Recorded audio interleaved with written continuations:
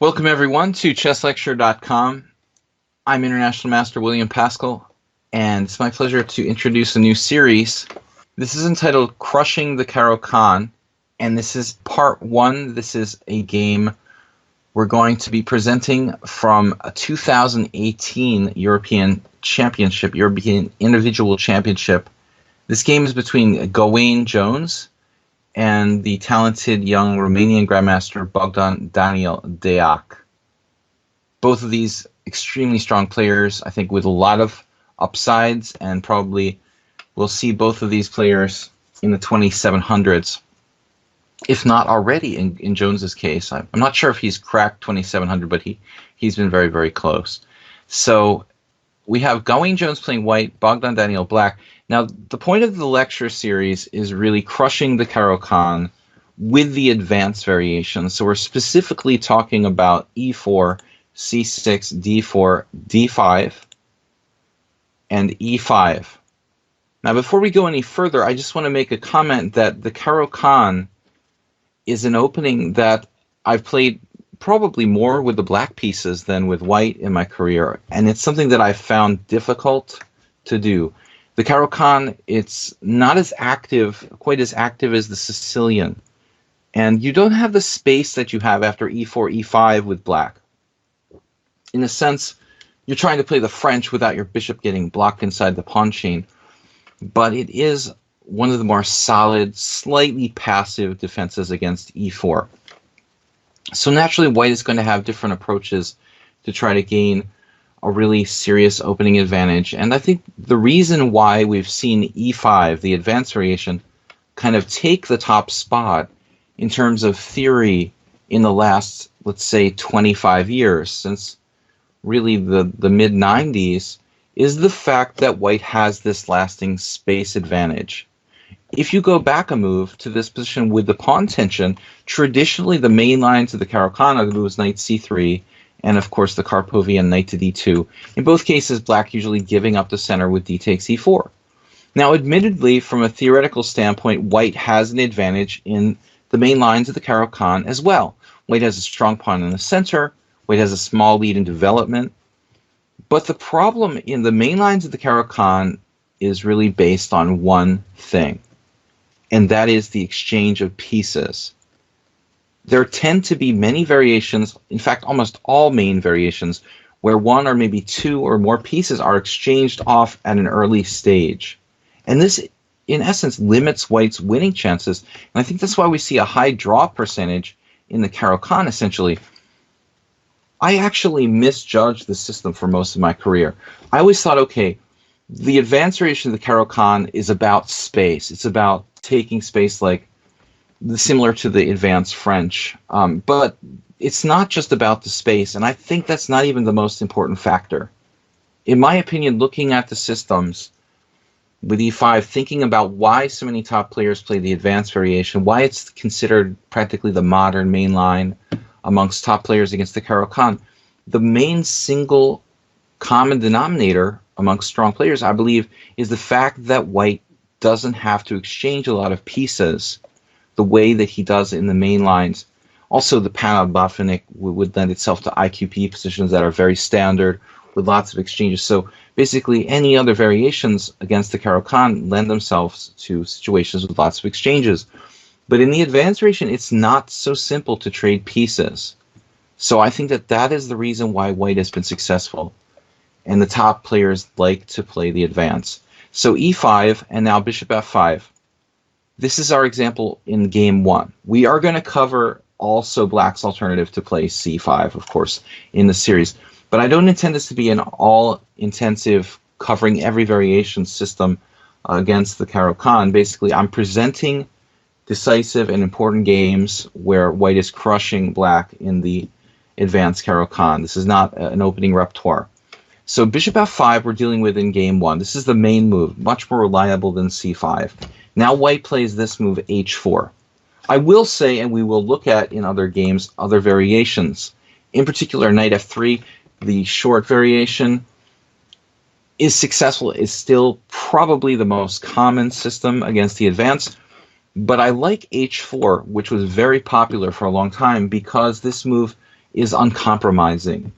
Again, you just create complications and chaos and kind of, again, unclear situations where there aren't any exchanges. And I think this is the beauty of it. Players like Shirov, for example, love to play this type of system in the 90s. Now we see h4, and traditionally black has played h5 here, as we see in this game from Daniel.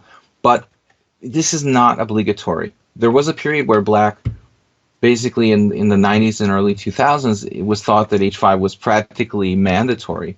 When Karpov faced Kasparov and other great players in the 90s or the late 80s, h5 was considered absolutely mandatory. h6 was out of fashion. But it looks like h6 is actually a reliable defense. After h6, white can play g4. But in these lines, there's the traditional retreat, bishop d7. There's also some experimental moves like bishop e4, which is very interesting, actually inducing white to play f3, then retreating back to h7, and then finally just like the straight-up retreat back to h7. So all of that's very interesting, and I think there's a lot of theory there. So h6 actually made a comeback, and it's fully playable for black, and I think it's a bit more solid. My personal preference for black is to play bishop d7 after g4, bishop to d7 in the h6 lines here. So these seem to be the most solid, but again, black doesn't have a lot of space, so he has to be very well prepared to play accurately. But again, h4, h5, this is what Karpov played with black. That was kind of the acid test. But theory has advanced a lot since Karpov's era. h5 and bishop d3. Now this is not even the main move. It seems like white plays more commonly c4. c4 is a move, of course, which white can play on move 4 as well. This is a very old variation. I remember one of the first games I ever played, in fact, maybe my first ever Caro-Kann. I did something like, with the black pieces, c4, bishop takes b1, rook takes b1, queen a5 check, and tried to grab this pawn on a2 in an amateur tournament. And I was very lucky not to lose. But seriously, c4 is a move that's not seen that seriously today.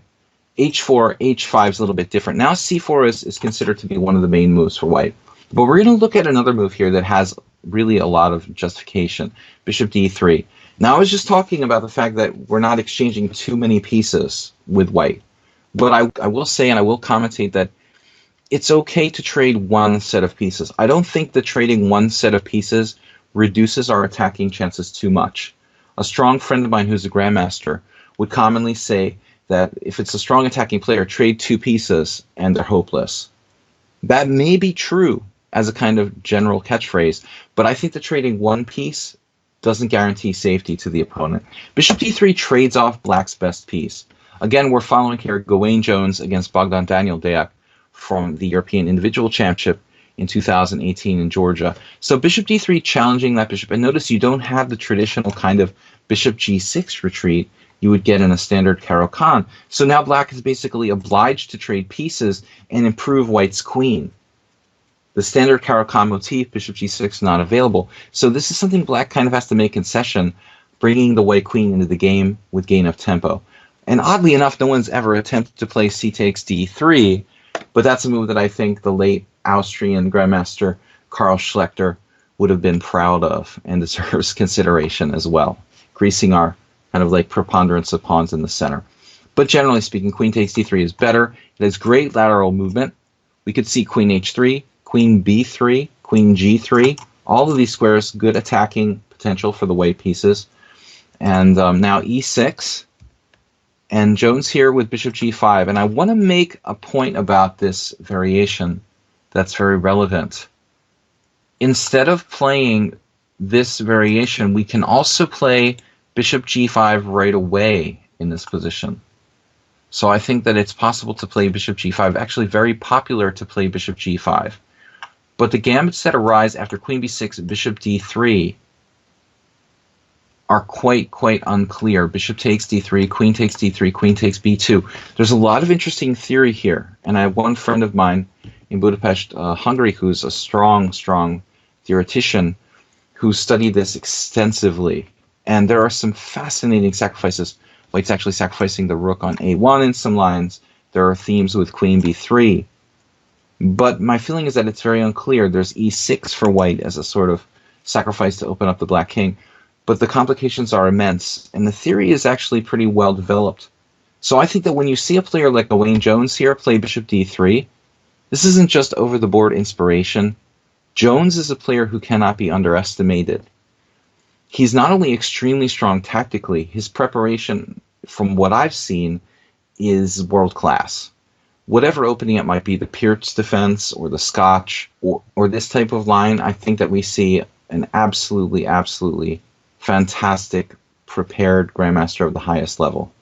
So the idea of when to play bishop g5 very pivotal here, but I think we see Gawain Jones not only preparing with his own grandmaster understanding of the position, he's using computer engines to really kind of create a kind of hybrid human-computer best play analysis. And I've seen some variations where he just absolutely prepared 30 moves deep in some Peart's defense lines. So this is a guy who's capable of immense preparation.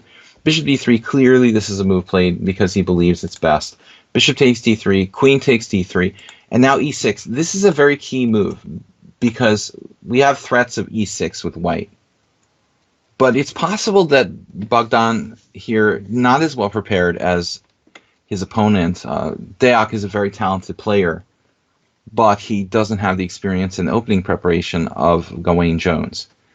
Here, in fact, the move that's very against principle but has had a lot of success is this queen a5 check. Queen a5 check, it's very strange. I mean, the idea is Capablanca's queen a6, of course, to try to trade queens strategically.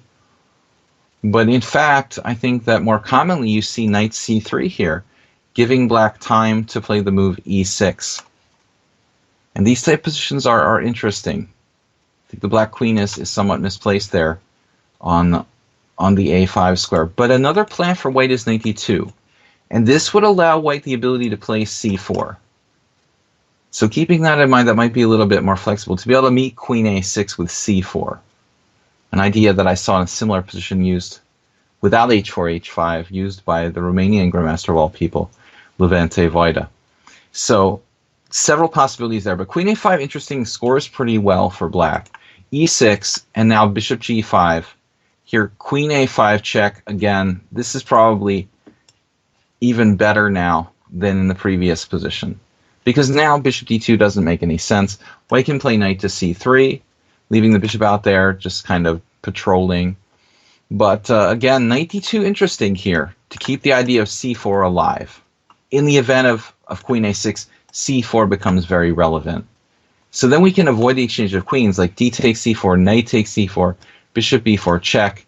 White could choose between bishop d2 and more likely something like king f1 or just simply king e2 for that matter. Maybe a very good endgame for white with more space, for example. So there are interesting possibilities here. But again, queen a5 ideas seem to be the best try. Instead, Bogdan here goes with bishop e7.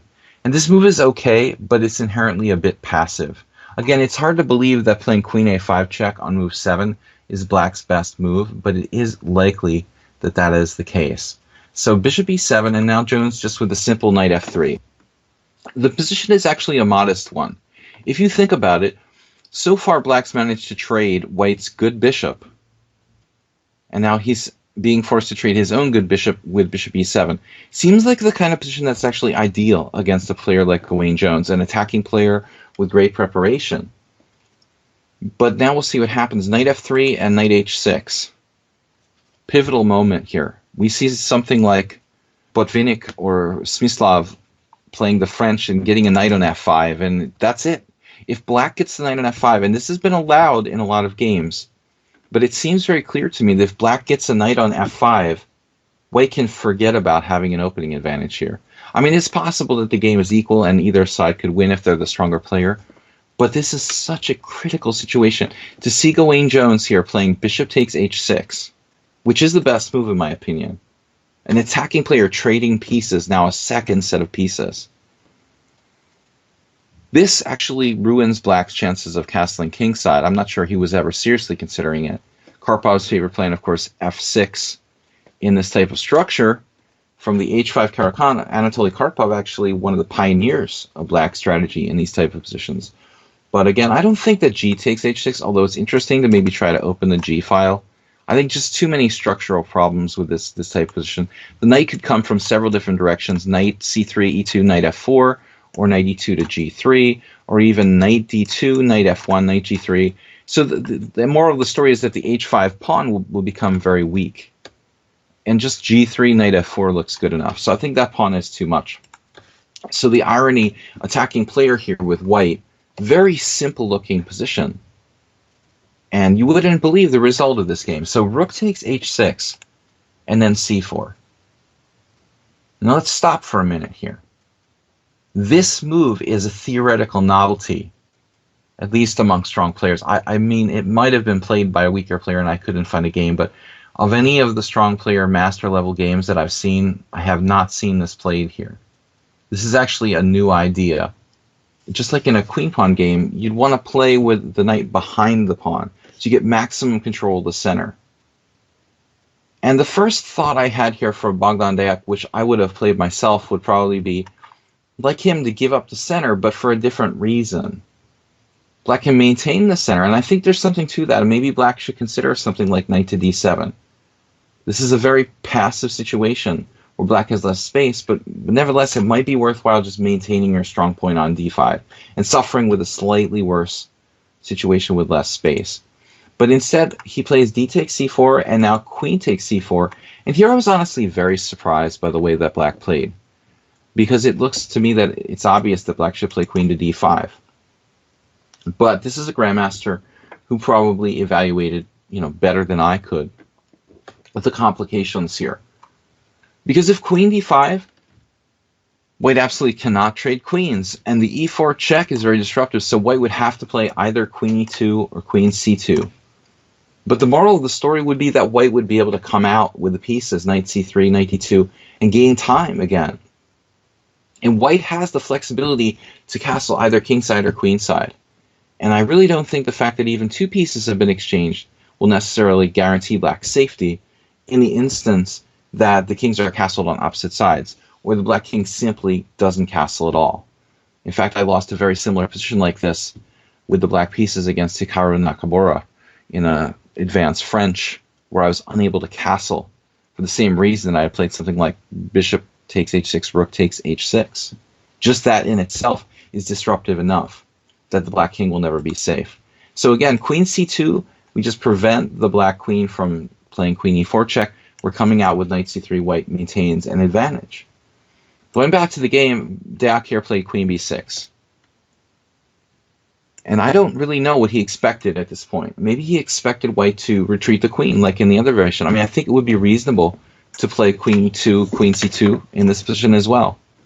And then you can just continue your business with knight to c3, and white is slightly better, based on space. Closed position, the knights are just as good as a bishop. It is a good bishop, and I think that as far as minor pieces go, black's fine here. There's the awkward rook, the fact that black can't castle kingside, and white has a space advantage. So at the end of the day, I think that black has a slightly disadvantageous position. Perhaps a lot of players might be attracted to the fact that there's a weak point on d5, but in reality, it's very hard for black to really use that concretely to their advantage. So castles kingside, and now black just becomes very materialistic. And this is really difficult to calculate that white has such a large advantage, but black needs to get the pieces out here. So I would assume knight d7, trying to just develop. If black could trade queens, they would be fine. But the fact of the matter is that a strong attacking player like Jones will never trade queens in a position where he has more space, and the black king is not safe. So Deac plays queen takes b2. This is basically a crazy risk to take and completely unnecessary. Knight c3, knight goes to the best square. Notice that if you played something like knight to d2 here, the game would have been very, very different. And I think, it's possible that this is the mistake that Bogdan Daniel made. Perhaps for some reason he saw more avenues for the knight, like b3, e4. It's possible he envisioned that white would play, in fact, knight to d2. But knight c3 is actually much, much stronger.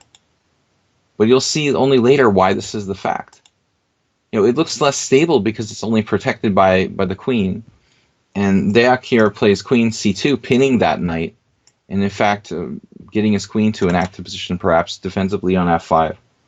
But he's just wasting too much time. As you can see, white is threatening rook b1, just winning on b7. And the black king will be just completely open, vulnerable to attack. It's very difficult to consolidate a position like this. I would never take this pawn on b2. But this is a guy who's 2650. He's very young, he's very strong. And he judged that black could survive and navigate here. I'm not sure. Rook fc1, and then queen f5. Obviously, this is the best square. You don't want to go back to h7. g6 you want for the rook. This is black's only hope at counterplay, basically. Queen takes f3, pressure on the white squares against the white king. This is why that Daniel Bogdan thought that he could actually get away with this. Queen f5, and then the next move, queen b3. But this is simply brilliant. I mean, if you make an ordinary move for white here, i.e. rook b1, rook g6, and what do? You just don't have enough threats for white in this position. Black's very fast. I mean, black is threatening to play queen takes knight, rook g4. There's a lot of invasive moves. Rook takes g2 check is actually a serious threat, followed by queen g4 check is kind of exchange sacrifice.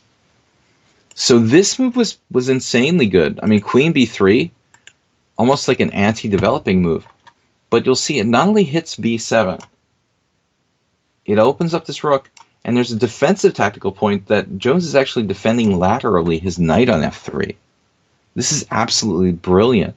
Such a short game, but so much really in it that you wouldn't notice. So b6, how else to defend? And he obviously could calculate this far with black. He thought, okay, white has some threats, but I'm okay. He can't break through. And Jones is just seen farther. Knight b5, laterally defending against any kind of attacks like rook g6. But he's calculated a mating attack against the black king. I mean, this is incredible. At first I thought, okay, black can just take. But if you take on b5, rook c8 check. I mean, queen takes b5 is actually not dangerous. Knight d7, rook c7. My first thought was this, but rook d8. And I just don't think that white has enough here. But the fact of the matter is the attack is very, very strong after rook to c8 check. And it's unlikely that black will survive for very long here. King d7 is basically over after rook c1. We're going to win everything and probably checkmate black immediately. So perhaps there's a hallucination, though, that black could have thought he had defense based on bishop d8. But the reality is the white attack is just too strong.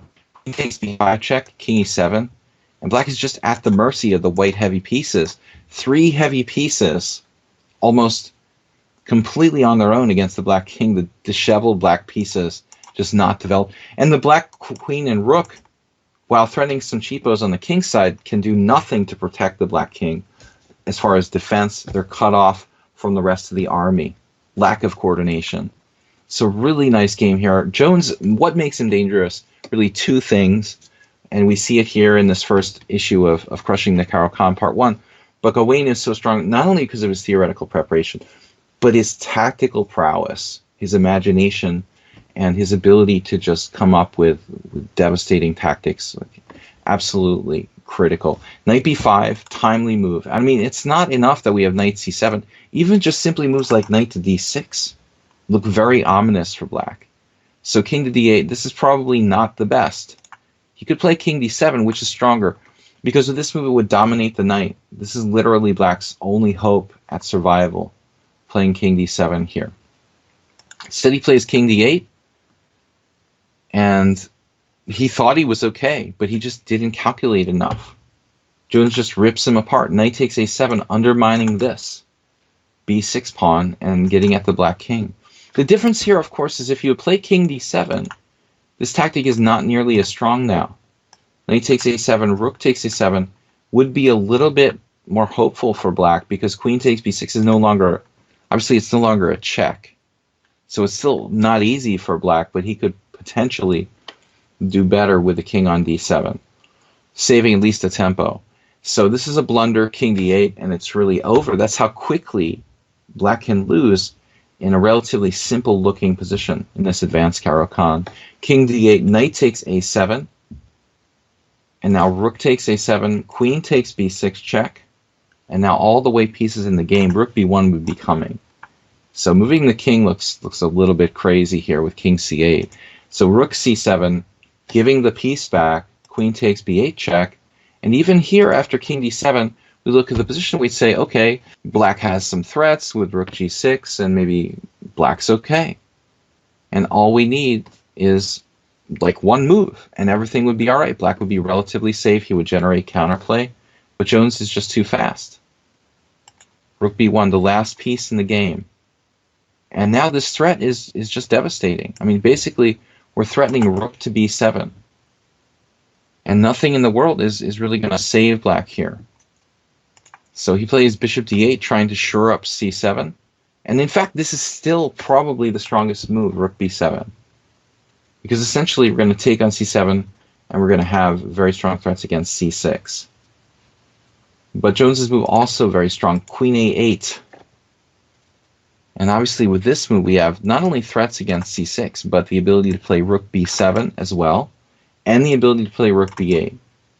So at this point, I think it's safe to assume that it's just a winning position, just absolutely winning position here for white. I mean, I don't imagine what black can do. He resigned in this position. 21 moves, and black has lost. Queen a8. I mean, if we look at something like rook to g6, black is just one move too slow as far as counterplay. I mean, rook b7 looks strong, but that's not fast enough. We need rook b8. And now there's literally no defense. We have to move the bishop again. They're going to be back rank mates. Basically, let's say bishop b7, and the rook can go anywhere over here, like rook h8, with the threat of queen to e8 and mates in that kind of way. Mate is just unavoidable. So a decisive attack here, and just illustrating the dangers that black faces. But in this case, I think that Deac Bogdan Daniel really just expedited his own loss. The capture on b2, the poison pawn, just asking for trouble in a position where he was undeveloped. So one has to be very, very well prepared on the black side of the advanced variation of the Caro-Kann. But I think we need to go back to the opening, just take one final look at where this game really reached a new position. If we go back to the critical moment there, in move 11, I think it was move 10 for white, going back in the game to this key point where it's actually a novelty by Jones. I mean, this was something he prepared at home. This is not something that I think he came up with over the board. We're looking at, in fact, move 10 for white. c4, a totally new idea. I think adding credibility to white's position, white's possibilities here, giving up the center fundamentally goes against principle. And I expected queen d5, but Bogdan Daniel just played queen b6. Probably best not to take on c4. And the next player who plays this position will allow white to continue without giving this strong point up on d5. Try to defend this for black. It doesn't look so easy. The space advantage, the ability to castle, gives white a lasting edge. Thanks everyone for joining me for part 1, Crushing the Caro-Kann. This was Gawain Jones against Bogdan Daniel Deac from the European Individual Championship in Batumi, Georgia from 2018. And again, thanks for joining us here at chesslecture.com. I'm International Master William Paschall. Bye-bye.